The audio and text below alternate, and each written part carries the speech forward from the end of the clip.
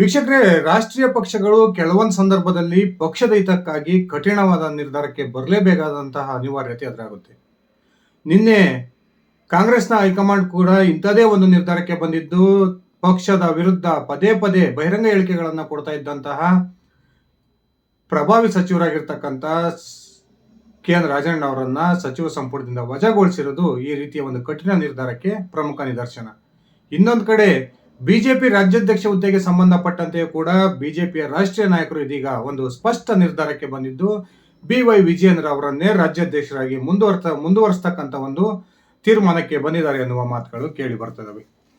ಹಾಗಾದ್ರೆ ನಿಜಕ್ಕೂ ಕೂಡ ರೆಬಲ್ಸ್ ಅವರನ್ನ ಕಡೆಗಣಿಸಿ ರಾಜ್ಯಾಧ್ಯಕ್ಷರಾಗಿ ವಿಜಯೇಂದ್ರ ಅವರನ್ನೇ ಮುಂದುವರಿಸತಕ್ಕಂಥ ರಾಷ್ಟ್ರೀಯ ಬಿಜೆಪಿ ನಾಯಕರ ತೀರ್ಮಾನದ ಹಿಂದಿರ್ತಕ್ಕಂಥ ಲೆಕ್ಕಾಚಾರ ಏನು ಅನ್ನೋ ಪ್ರಶ್ನೆಗಳು ಈಗ ಹುಟ್ಕೊಳ್ತವೆ. ವಿಜಯೇಂದ್ರ ರಾಜ್ಯಾಧ್ಯಕ್ಷರಾದ ದಿನದಿಂದನೂ ಕೂಡ ಯಾವುದೇ ಕಾರಣಕ್ಕೂ ವಿಜಯೇಂದ್ರ ಅವರಿಗೆ ಸಹಕಾರವನ್ನ ಕೊಡಬಾರದು, ಆ ಮೂಲಕ ವಿಜಯೇಂದ್ರ ಅವರನ್ನ ರಾಜ್ಯಾಧ್ಯಕ್ಷ ಸ್ಥಾನದಿಂದ ಕೆಳಗಿಳಿಸಬೇಕು ಅನ್ನುವ ಲೆಕ್ಕಾಚಾರದಲ್ಲಿದ್ದಂತಹ ಬಿಜೆಪಿಯ ಕೆಲವೊಂದು ನಾಯಕರಿಗೆ ಇದೀಗ ರಾಷ್ಟ್ರೀಯ ಬಿಜೆಪಿ ನಾಯಕರು ಬಹುದೊಡ್ಡ ಶಾಕ್ ಅನ್ನ ಕೊಟ್ಟಿದ್ದಾರೆ ಎನ್ನುವ ಮಾಹಿತಿಗಳು ಲಭ್ಯವಾಗ್ತಾ ಇದ್ದು, ಪಕ್ಷದ ಹಿತದೃಷ್ಟಿಯ ಒಂದು ಕಾರಣಕ್ಕೆ ವಿಜಯೇಂದ್ರ ಅವರನ್ನೇ ಮುಂಬರ್ತಕ್ಕಂಥ 2028ರ ವಿಧಾನಸಭಾ ಚುನಾವಣೆಯವರೆಗೂ ಕೂಡ ರಾಜ್ಯಾಧ್ಯಕ್ಷ ಸ್ಥಾನದಲ್ಲಿ ಮುಂದುವರಿಸತಕ್ಕಂಥ ಒಂದು ಸ್ಪಷ್ಟ ತೀರ್ಮಾನಕ್ಕೆ ಬಂದಿದ್ದಾರೆ ಎನ್ನುವ ಮಾತುಗಳು ಕೇಳಿ ಬರ್ತದವೆ. ಬನ್ನಿ ಸ್ನೇಹಿತರೆ, ಹಾಗಾದ್ರೆ ನಿಜಕ್ಕೂ ಕೂಡ ರಾಷ್ಟ್ರೀಯ ಬಿಜೆಪಿ ನಾಯಕರು ಈ ರೀತಿಯ ಒಂದು ಕಠಿಣ ನಿಲುವನ್ನು ತೆಗೆದುಕೊಳ್ಳೋದಕ್ಕೆ ಕಾರಣ ಏನು, ರೆಬಲ್ಸ್ ನಾಯಕರ ಕುರಿತು ರಾಷ್ಟ್ರೀಯ ಬಿಜೆಪಿ ನಾಯಕರಿಗೆ ಇರ್ತಕ್ಕಂಥ ಒಂದು ಮಾಹಿತಿಗಳೇನು ಅನ್ನೋದನ್ನ ಒಂದ್ಸರಿ ತಿಳ್ಕೊಂಡು ಬರೋಣ. ಅದಕ್ಕಿಂತ ಮುಂಚೆ ನೀವಿನ್ನು ನನ್ನ ಇಟ್ಗೆ ಅಂತ ಯೂಟ್ಯೂಬ್ ಚಾನಲ್ಗೆ ಸಬ್ಸ್ಕ್ರೈಬ್ ಮಾಡ್ಕೊಂಡಿಲ್ಲ ಅಂದ್ರೆ ದಯವಿಟ್ಟು ಸಬ್ಸ್ಕ್ರೈಬ್ ಮಾಡ್ಕೊಂಡು ಬೆಲ್ ಬಟನ್ ಕ್ಲಿಕ್ ಮಾಡಿ. ನಾನು ಕೊಡ್ತಕ್ಕಂಥ ಮಾಹಿತಿ ನಿಮ್ಗೆ ಇಷ್ಟ ಆಗಿದ್ರೆ ಈ ವಿಡಿಯೋಗೆ ಲೈಕ್ ಮಾಡಿ, ಶೇರ್ ಮಾಡಿ, ಕಮೆಂಟ್ ಮಾಡಿ. ಸ್ನೇಹಿತರೆ, BY ವಿಜಯೇಂದ್ರ ಕೇವಲ ಒಂದು ಬಾರಿ ಶಾಸಕರಾಗಿ ಆಯ್ಕೆಯಾಗಿರ್ತಕ್ಕಂಥ ರಾಜ್ಯದ ಒಬ್ಬ ಸಾಮಾನ್ಯ ಶಾಸಕನನ್ನ ಬಿಜೆಪಿ ರಾಷ್ಟ್ರೀಯ ನಾಯಕರು ರಾಜ್ಯಾಧ್ಯಕ್ಷರನ್ನಾಗಿ ನೇಮಕ ಮಾಡಿದ್ರು. ಅದು ಕೂಡ ಅಳ್ದು ತೂಗಿನೇ ವಿಜಯೇಂದ್ರ ಅವರನ್ನ ರಾಜ್ಯಾಧ್ಯಕ್ಷರನ್ನಾಗಿ ರಾಷ್ಟ್ರೀಯ ನಾಯಕರು ತೀರ್ಮಾನವನ್ನು ತೆಗೆದುಕೊಂಡಿದ್ರು. ಆದರೆ ರಾಷ್ಟ್ರೀಯ ನಾಯಕರು ತೆಗೆದುಕೊಂಡಂತಹ ತೀರ್ಮಾನಕ್ಕೆ ಬಿಜೆಪಿ ಅನೇಕ ಹಿರಿಯ ನಾಯಕರು ಒಂದು ರೀತಿ ಬಹಿರಂಗ ವಿರೋಧವನ್ನ ವ್ಯಕ್ತಪಡಿಸ್ತಾ ಇದ್ರು. ವಿಜಯೇಂದ್ರ ತನಗೆ ಸಿಕ್ಕಂತಹ ಅವಕಾಶವನ್ನ ಅತ್ಯಂತ ಸದೃಢವಾಗಿ ಬಳಸಿಕೊಂಡ್ರು. ಇಡೀ ರಾಜ್ಯಾದ್ಯಂತ ಕಾಲಿಗೆ ಚಕ್ರ ಕಟ್ಕೊಂಡವರ ರೀತಿ ಪ್ರವಾಸವನ್ನ ಕೈಗೊಳ್ಳೋದ್ರ ಮೂಲಕ ಬಿಜೆಪಿ ಸೋತು ಸುಣ್ಣವಾಗಿದ್ದಂತಹ ಬಿಜೆಪಿಗೆ ಹೊಸ ಚೈತನ್ಯವನ್ನ ತಂದಿದ್ರು. ಅದಾದ ನಂತರ ಲೋಕಸಭಾ ಚುನಾವಣೆ ಬರುತ್ತೆ. ಬಿಜೆಪಿ JDS ನೊಂದಿಗೆ ಮೈತ್ರಿ ಮಾಡಿಕೊಂಡು ಬಿಜೆಪಿ ಹಾಗೂ JDS ಮೈತ್ರಿ 19 ಲೋಕಸಭಾ ಕ್ಷೇತ್ರಗಳನ್ನ ಕಾಂಗ್ರೆಸ್ ಆಡಳಿತದಲ್ಲಿದ್ದಂತಹ ಸಂದರ್ಭದಲ್ಲೂ ಕೂಡ ಆಡಳಿತ ಪಕ್ಷದ ಏನು ತೀವ್ರ ವಿರೋಧದ ನಡುವೆಯೂ ಕೂಡ 19 ಸ್ಥಾನಗಳನ್ನ ಗೆಲ್ಸ್ಕೊಳ್ಳೋದ್ರಲ್ಲಿ ವಿಜಯೇಂದ್ರ ಯಶಸ್ವಿ ಆಗ್ತಾರೆ. ಇದರಲ್ಲಿ ವಿಜಯೇಂದ್ರ ಅವರ ಒಂದು ಶ್ರಮ ಸಾಕಷ್ಟಿರುತ್ತೆ ಅನ್ನೋದು ಎಲ್ಲರಿಗೂ ಗೊತ್ತಿರ್ತಕ್ಕಂಥ ವಿಚಾರ. ಇನ್ನೊಂದು ಕಡೆ ವಿಜಯೇಂದ್ರ ರಾಜ್ಯಾಧ್ಯಕ್ಷ ಆದ ದಿನದಿಂದನೂ ಕೂಡ ತೀವ್ರ ವಿರೋಧವನ್ನ ಮಾಡ್ಕೊಂತ ಬಂದಿದ್ದಂತಹ ಬಸವನಗೌಡ ಪಾಟೀಲ್ ಯತ್ನಾಳ್ ಅವರನ್ನ ಅನಿವಾರ್ಯವಾಗಿ ಪಕ್ಷದಿಂದ ಹೊರ ಹಾಕಲೇಬೇಕಾದಂತಹ ಒಂದು ಪರಿಸ್ಥಿತಿ ಬರುತ್ತೆ. ಕೊನೆಗೆ ಈ ಯತ್ನಾಳ್ ಅವರನ್ನ ಪಕ್ಷದಿಂದ ಉಚ್ಚಾಟನೆ ಮಾಡಲಾಗುತ್ತೆ. ಅದಾದ ನಂತರ ಯತ್ನಾಳ್ ಜೊತೆ ಗುರುತಿಸಿಕೊಂಡಿದ್ದಂತಹ ಸಾಕಷ್ಟು ಭಿನ್ನಮತೀಯ ನಾಯಕರು ಒಂದು ರೀತಿ ಸೈಲೆಂಟ್ ಆಗಿ ಹೋಗ್ತಾರೆ. ಕೊನೆಗೆ ಯತ್ನಾಳ್ ಕೂಡ ಪಕ್ಷಕ್ಕೆ ವಾಪಸ್ ಬರೋ ಪ್ರಯತ್ನಕ್ಕೆ ಕೈ ಹಾಕ್ತಾರೆ. ಆದ್ರೆ ಇದೀಗ ಆ ಒಂದು ಪ್ರಯತ್ನಕ್ಕೆ ತೀವ್ರ ಹಿನ್ನಡೆಯಾಗಿದೆ ಅನ್ನುವ ಒಂದು ಮಾಹಿತಿಗಳು ಕೂಡ ಸಿಗ್ತಾ ಇದಾವೆ. ಯತ್ನಾಳ್ ಈಗಾಗಲೇ 3ನೇ ಬಾರಿ ಪಕ್ಷದಿಂದ ಉಚ್ಚಾಟನೆ ಆಗಿರ್ತಕ್ಕಂಥದ್ದು. ಇನ್ನೊಂದು ಕಡೆ ರಾಷ್ಟ್ರೀಯ ಬಿಜೆಪಿ ನಾಯಕರು ಈ ರೆಬಲ್ ನಾಯಕರ ವಿಚಾರವಾಗಿಯೂ ಕೂಡ ಒಂದು ಮಾಹಿತಿಯನ್ನು ತರಿಸ್ಕೊಂಡಿದ್ದಾರೆ. ಇನ್ನ ಯಡಿಯೂರಪ್ಪ ಮತ್ತು ಅವರ ಪುತ್ರರ ಒಂದು ಕೆಪಾಸಿಟಿ ರಾಜ್ಯದಲ್ಲಿ ಏನು ಅನ್ನುವ ಒಂದು ಸ್ಪಷ್ಟ ಮಾಹಿತಿಗಳು ಕೂಡ ಈಗಾಗಲೇ ರಾಷ್ಟ್ರೀಯ ನಾಯಕರಿಗೆ ತಲುಪಿದೆ. ರಾಜ್ಯ ಬಿಜೆಪಿಯಲ್ಲಿ ಇರ್ತಕ್ಕಂಥ ಒಬ್ಬರೇ ಒಬ್ಬ ಮಾಸ್ ಲೀಡರ್ ಯಡಿಯೂರಪ್ಪನವರು. ಈಗಾಗಲೇ 2 ಚುನಾವಣೆಗಳಲ್ಲಿ ಯಡಿಯೂರಪ್ಪನವರನ್ನ ಕಡೆಗಣಿಸಿ ಬಿಜೆಪಿ ರಾಜ್ಯದಲ್ಲಿ ಸಾಕಷ್ಟು ಹೊಡೆತವನ್ನ ತಿಂದಿದೆ. ಕೇವಲ 7-8 ಜನ ಇರ್ಬೋದು, 8 ಜನ ಯಾರೋ ನಾಯಕರು ವಿರೋಧ ಮಾಡ್ತಾರೆ ಅನ್ನೋ ಕಾರಣಕ್ಕೆ ಒಂದು ವೇಳೆ ವಿಜಯೇಂದ್ರ ಅವರನ್ನ ರಾಜ್ಯಾಧ್ಯಕ್ಷ ಸ್ಥಾನದಿಂದ ಕೆಳಗಿಳಿಸಿದ್ರೆ ಆಗ ಬಿಜೆಪಿ ಸಂಘಟನೆಗೆ ಬಹುದೊಡ್ಡ ಹೊಡೆತ ಬೀಳುತ್ತೆ ಅನ್ನುವ ಲೆಕ್ಕಾಚಾರಗಳಿಗೆ ಇದೀಗ ಬಿಜೆಪಿ ರಾಷ್ಟ್ರೀಯ ನಾಯಕರು ಬಂದಿದ್ದು ವಿಜಯೇಂದ್ರ ಅವರನ್ನೇ ರಾಜ್ಯಾಧ್ಯಕ್ಷ ಸ್ಥಾನಕ್ಕೆ ಮುಂದುವರಿಸತಕ್ಕಂಥ ಒಂದು ಸ್ಪಷ್ಟ ತೀರ್ಮಾನಕ್ಕೆ ಬಂದಿದ್ದಾರೆ.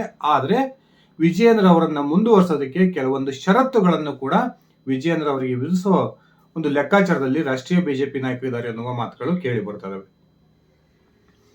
ಸ್ನೇಹಿತರೆ, ಸೋತು ಸುಣ್ಣವಾಗಿದ್ದಂತಹ ಸಂದರ್ಭದಲ್ಲಿ ಬಿಜೆಪಿ ರಾಜ್ಯಾಧ್ಯಕ್ಷನಾಗಿ ನೇಮಕ ಆಗಿ ಸಾಕಷ್ಟು ಒಂದು ಪಕ್ಷಕ್ಕೆ ಪುನಶ್ಚೇತನವನ್ನು ಕೊಟ್ಟಿರ್ತಕ್ಕಂಥ ವಿಜಯೇಂದ್ರ ಅವರನ್ನ ತೀರಾ ವೈಯಕ್ತಿಕ ಕಾರಣಗಳಿಗಾಗಿ ಈ ರೆಬಲ್ಸ್ ನಾಯಕರು ವಿರೋಧವನ್ನ ಮಾಡ್ತಾ ಇರೋದು.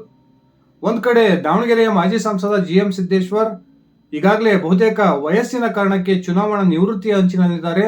ತಮ್ಮ ಪುತ್ರನಿಗೆ ರಾಜಕೀಯ ನೆಲೆಯನ್ನ ಕಂಡುಕೊಡಬೇಕು ಅನ್ನೋ ಕಾರಣಕ್ಕೆ ಈಗ ಯಡಿಯೂರಪ್ಪನವರ ವಿರುದ್ಧ ತಿರುಗಿ ಬಿದ್ದಿದ್ದಾರೆ. ಇನ್ನೊಂದು ಕಡೆ ಬಸನಗೌಡ ಪಾಟೀಲ್ ಯತ್ನಾಳ್, ಇದು ಇವತ್ತಿನ ಕಥೆ ಅಲ್ಲ. ಬಸನಗೌಡ ಪಾಟೀಲ್ ಯತ್ನಾಳ್ ಏನೂ ಕಿಶಕ್ಕಾಗಲ್ಲ ಅನ್ನೋದು ರಾಷ್ಟ್ರೀಯ ನಾಯಕರಿಗೂ ಕೂಡ ಗೊತ್ತಾಗಿದೆ.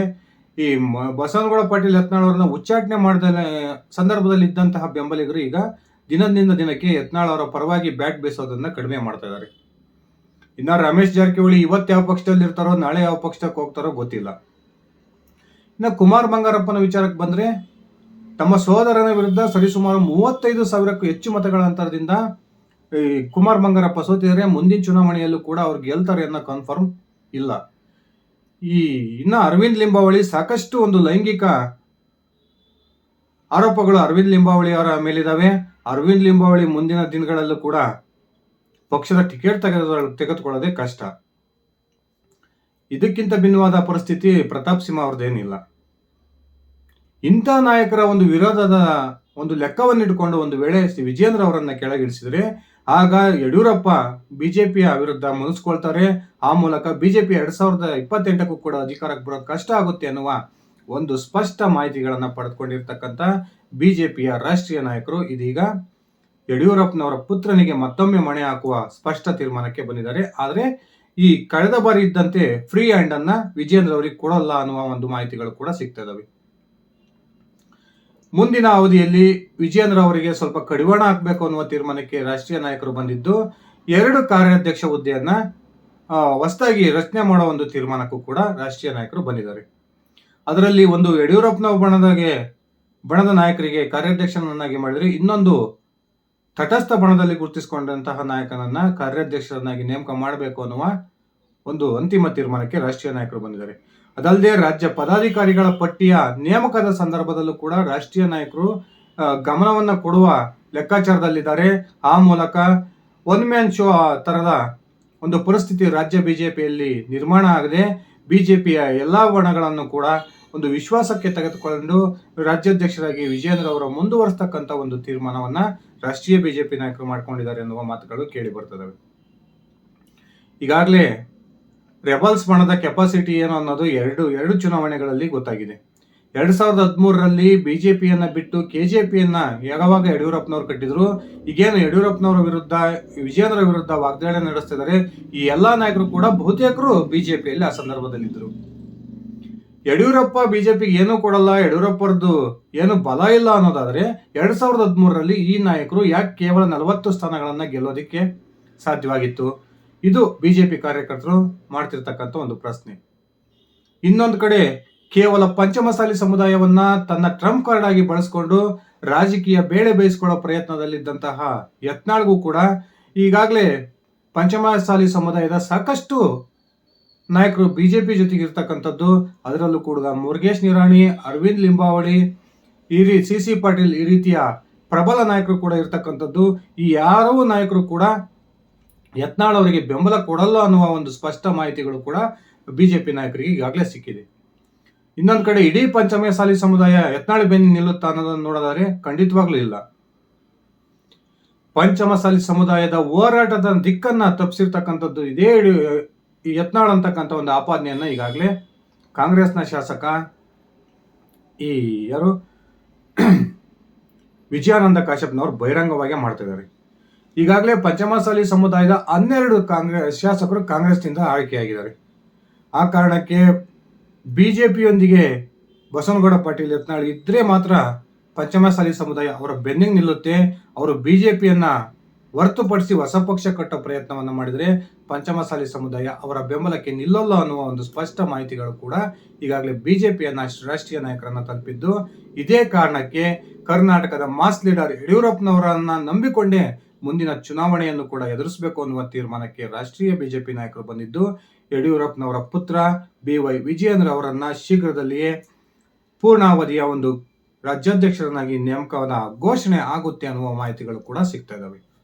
ಸ್ನೇಹಿತರೆ, ನಿಮ್ಮ ಅಭಿಪ್ರಾಯದ ಪ್ರಕಾರ BY ವಿಜಯೇಂದ್ರ ಅವರನ್ನ ರಾಜ್ಯಾಧ್ಯಕ್ಷ ಸ್ಥಾನದಲ್ಲಿ ಮುಂದುವರಿಸುವ ಒಂದು ರಾಷ್ಟ್ರೀಯ ನಾಯಕರ ನಿರ್ಧಾರ ಸರಿಯಾಗಿದೆಯಾ, ಅಥವಾ ವಿಜಯೇಂದ್ರ ಅವರ ಸ್ಥಾನಕ್ಕೆ ಬೇರೆ ಯಾವಾದರೂ ನಾಯಕ ರಾಜ್ಯಾಧ್ಯಕ್ಷರಾಗಬೇಕಾ? ದಯವಿಟ್ಟು ಕಮೆಂಟ್ ಮಾಡಿ.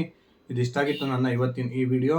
ನಾನು ಕೊಟ್ಟಿರ್ತಕ್ಕಂಥ ಮಾಹಿತಿ ನಿಮ್ಗೆ ಇಷ್ಟ ಆಗಿದ್ರೆ ಈ ವಿಡಿಯೋಗೆ ಲೈಕ್ ಮಾಡಿ, ಶೇರ್ ಮಾಡಿ, ಕಮೆಂಟ್ ಮಾಡಿ. ಧನ್ಯವಾದಗಳು ಸ್ನೇಹಿತರೆ. ಶುಭ ದಿನ.